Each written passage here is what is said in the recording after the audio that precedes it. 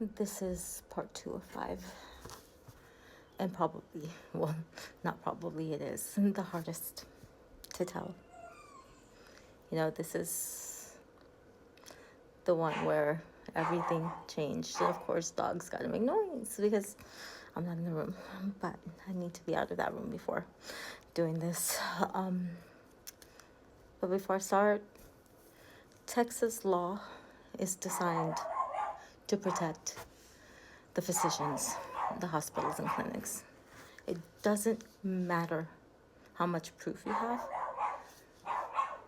To get a lawyer to take on something like this, it's hard, okay? It is hard. Most people give up. I'm trying not to, okay? So it was May 26th. Sunday, okay?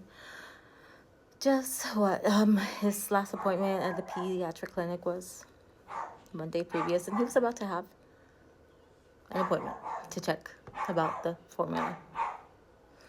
That's when he had started acting strange. My daughter had experienced him crying so hard that all of a sudden he stopped breathing, but he came back easily. I took over his care. Everything would soothe him. He stayed with me. I didn't work on anything. I even gave him in the evening what, if I would have known, was his last bath, I would have left him in there for much longer because he loved it. Okay. And the night goes on, and so he's not acting normal, acting a little colicky, and they always tell you need to exhaust all your options before taking them to emergency. But finally, we said screw this and decided we were going in. We decided on taking him to the children's hospital.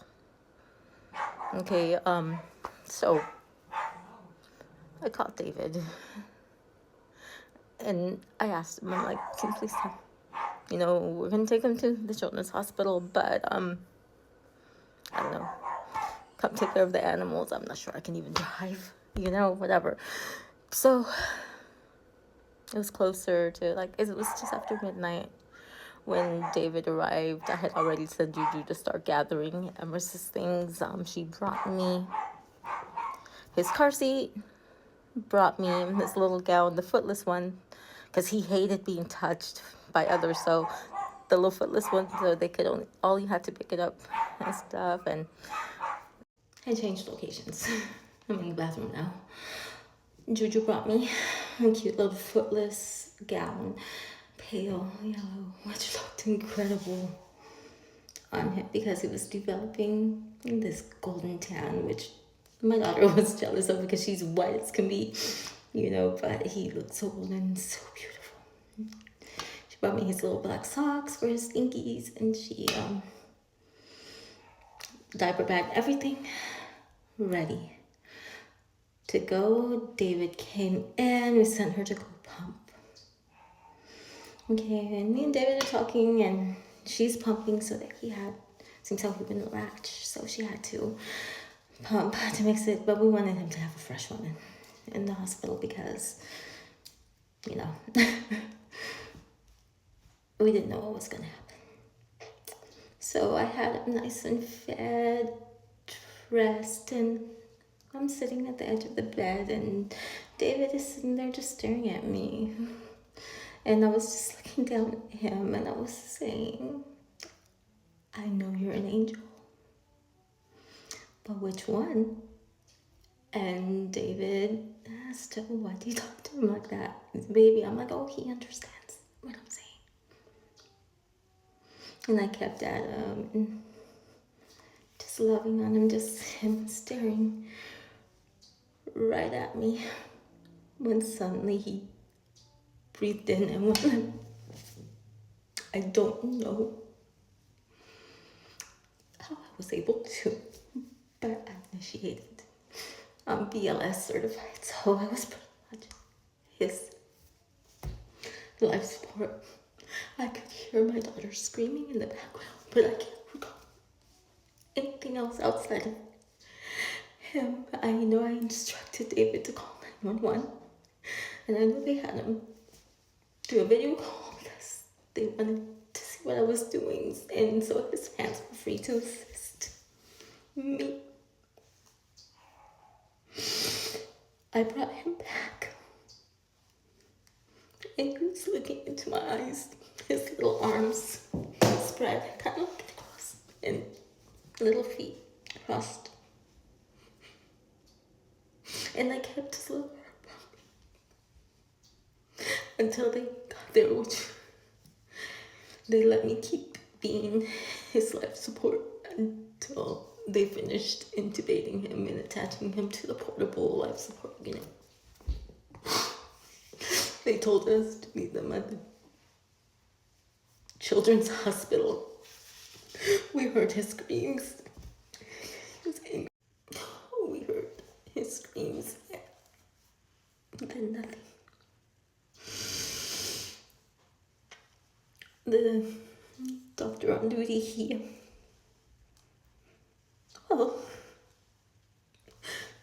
my doctor asked him, was it SIDS? And he said no. And then he asked, what were they doing about his heart?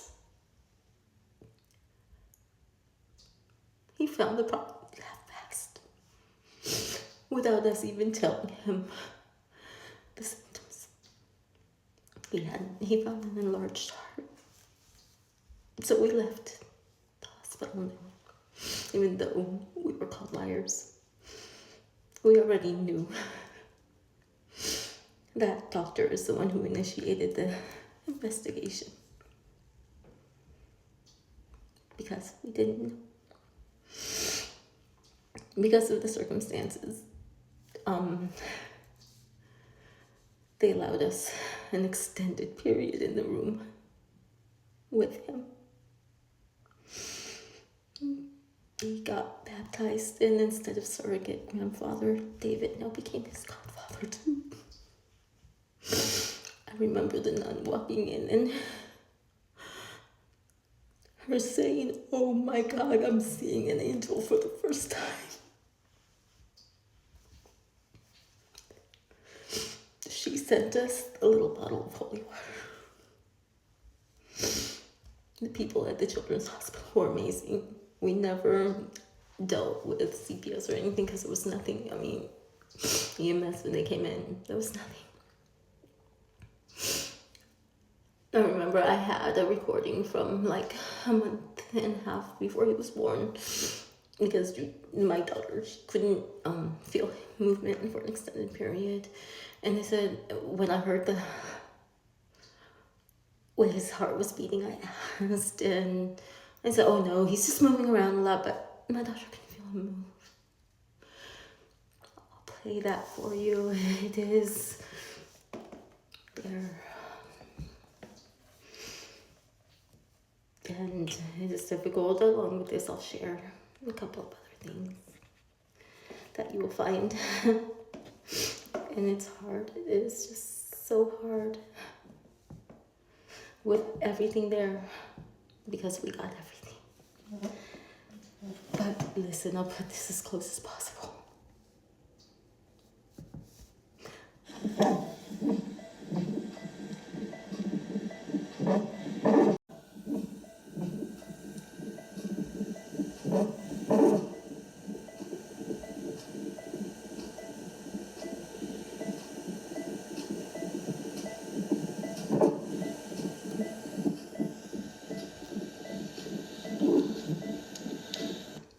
Yeah. I was there. And I'll share a couple of other things with you guys, that you can read a little bit on. But in this whole process, I guess some of the hardest things were the hardest thing was finding out who was who. It was people who couldn't, who helped us, who experienced family saying, "So did they figure out which one of them did it?" her only aunt on her father's side saying, oh, I don't have time for this right now. I'll call back, and calling. But we're holding on strong and still trying to fight, even though time is quickly approaching.